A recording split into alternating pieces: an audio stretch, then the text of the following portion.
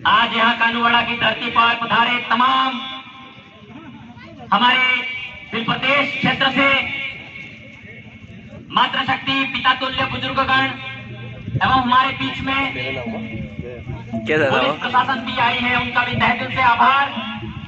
और हमारे इस क्षेत्र में हम लोग तमाम जाति समुदाय के संवर्धन उत्थान हेतु कार्य करते हैं। तो SC, ST, OBC, minority, general तमाम समुदाय एवं हमारे आदिवासी परिवार की विचारधारा को आज पूरे देश ही नहीं पूरे विश्व पटल पर रखने वाले उन महान विभूति हमारे बीच में रौत कांतिबाई आदिवासी दादा और हमारे से भाई श्री बड़े भाई चंद जी महोदय और हमारे तमाम आदिवासी परिवार के कार्यकर्ता और हमारे क्षेत्र के विधायक महोदय जयराम जी परमार साहब को भी हम धन्यवाद देते हैं। हमारी आपके क्षेत्र में है, इसलिए आपको भी जहां कहीं भी सुन रहे हो आपको भी बहुत बहुत धन्यवाद और तमाम क्षेत्रों को धन्यवाद अर्पित करते हैं इस कानूड़ा की धरती से। आज हम यहाँ कानूड़ा की धरती पर संविधान के दायरे अगर बात करना चाहते हैं, हमारे संविधान में स्पष्ट तौर पर बताया गया है कि हम हमें सामाजिकता को एक कैसे करें, शिक्षा को लेकर कैसे काम करें, स्वास्थ्य को लेकर कैसे काम करें। प्रदेश अध्यक्ष विनय जी खानन साहब हमको तमाम प्रकार के संविधान में जो हमें मूलभूत बातें दी गई है उसके अकॉर्डिंग बात रखते हैं। समस्या ये आ रही है कि हमारे क्षेत्र में शिक्षा में बहुत बड़ी गिरावट आ रही है, तो हमारे वाले युवाओं को ज्यादा से ज्यादा पढ़ने की जरूरत है। और स्वास्थ्य की स्थिति में बात करो बहुत ही ज्यादा हमारे क्षेत्र में आज खेरवाड़ा क्षेत्र की बात करें, हमारे खेरवाड़ा क्षेत्र में अस्पताल की सुविधा है, अस्पताल की सुविधा है, बशर्ते हमारे वहां तकनीकी सुविधाओं का अभाव होने के खातिर हमारे जिला मुख्यालय उदयपुर होने के उपरांत हमारे जो प्राथमिक उपचार करने के बाद हमारे यहाँ क्षेत्रवासियों को स्वास्थ्य की सुविधाएं मुहैया नहीं हो पाती है। रास्ते में ही हमारे साथियों की और भाइयों की और बहनों की डिलीवरी केसेस में मृत्यु हो जाती है। हम शासन प्रशासन से इस मंच के माध्यम से यही आग्रह निवेदन करना चाहते हैं कि आप हमारी बात को, सोशल मीडिया के तमाम भाई हैं, इस बात को आगे रखें और हमारे इस क्षेत्र में जो अस्पताल है हमारा खेरवाड़ा का, उस अस्पताल में ब्लड बैंक की सुविधा मुहैया करवाने में प्राथमिकता करें। और हमारी माताएं बहनें उसमें खून की कमी पड़ती है और एक्सीडेंट के तौर पर प्राथमिक उपचार में खून की बहुत जरूरत पड़ती है।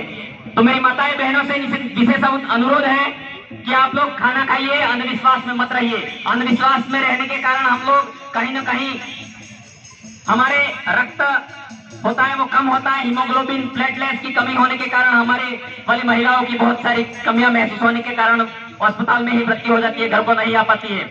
इसलिए माताओं बहनों दिन में 2-3 बार खाना खाइए, आप लोग मजबूत रहिए, स्वस्थ रहिए, अच्छे रहिए, तब जाके हम इस क्षेत्र के उत्थान के लिए काम कर पाएंगे, प्रगति के लिए काम कर पाएंगे। और बड़ी विडंबना की बात है कि इस क्षेत्र में हमारे यहाँ कर्मचारियों को और तमाम भाइयों को कर्मचारी वोट देता है तो बोलेगा भी सही। ये आपकी ये मन से दिमाग से विचारधारा बिल्कुल निकाल दीजिए मेरे भाइयों। हम लोग कहीं ना कहीं डरते हैं, हम संवैधानिक दायरे में बात रखते हैं। कर्मचारी बोलेगा नहीं तो कर्मचारी वोट तो डाल रहा है ना, बोलेगा क्यों नहीं। कर्मचारी ये नहीं कह सकता है कि इस पार्टी को वोट करो, इस पार्टी को वोट करो, ये नहीं कह सकता है, लेकिन लोकतंत्र में, सच्चा लोकतंत्र में अपना समर्थन जरूर देगा। मैं ये कहना चाहता हूँ क्योंकि भारत का निर्माण इस लोकतंत्र पर टिका हुआ है। तो हमारे इस क्षेत्र में आज मैं स्पष्ट रूप से बता देना चाहता हूँ, हमारे क्षेत्र में नेता होते हैं, हमारे भाइयों के नाम लेने में हमें क्या आपत्ति होनी चाहिए बताइए। आप आपत्ति होनी चाहिए?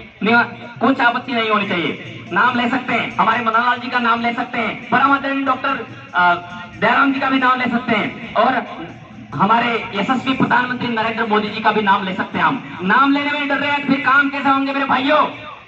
हमारे अभी राजस्थान के शौर्य में और परंपरा में जो हमारी नब्बी की बुक है उसमें 42 पेज नंबर पर लिखा हुआ है बिलराज एकता कायम करने के लिए फिर प्रदेश बनाने को लेकर हमारे गोविंद गिरी बंजारा परिवार से थे। तो हम आदिवासी परिवार है, वो भील समुदाय के, हम फिर भी उनका हक नहीं खा रहे। हम कह रहे हैं वो बंजारा थे और हमारे भीलों को एक करने में उन्होंने एडी से छोटी तक खून पसीना बहाकर एक करके हमारे भीलों को एक करने के लिए मानगढ़ पर एकता के सूत्र में अनुशासित तरीके से वो अंग्रेजों के सामने लड़े थे। और लड़ाई के दौरान वो लड़ाई इतनी सस्ती नहीं थी, सब्जी बेचने वाला इतिहास नहीं था। आप लोग कागजों से निकाल दोगे अभी बुकों से। मैं खुले मन से कह देना चाहता हूँ कि वहां इतनी भयंकर गोलीबारी हुई थी।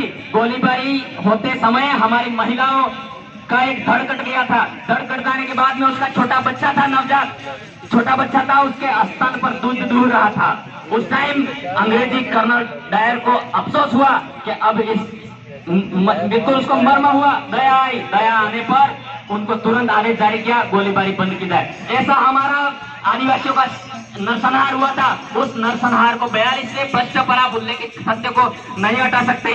मैं कहना चाहता हूं, हमारे परम आदरणीय लोकतंत्र में बैठे मनोहर जी रावत साहब को निवेदन करना चाहता हूं, हमारे आज कर्मचारियों, मुझे इतना फक्र मौका मिलेगा आपके, अगर मुझे कार्रवाई भी हो जाती है तो आपके समक्ष बैठकर डिबेट करने का अवसर मुझे दिया जाए, ऐसा मैं कहना चाहता हूं।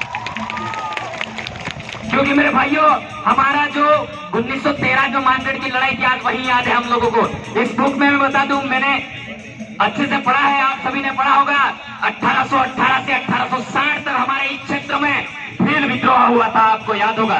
भील विद्रोह हुआ था, वो नीमच, एरंगपुरा, तमाम जो हमारे बिरसा मुंडा भी बाद में पद पे पैदा हुए थे। और उससे पहले हमारे 1818 में और 1842 तक उदयपुर क्षेत्र में भीलों का नेतृत्व हुआ करता।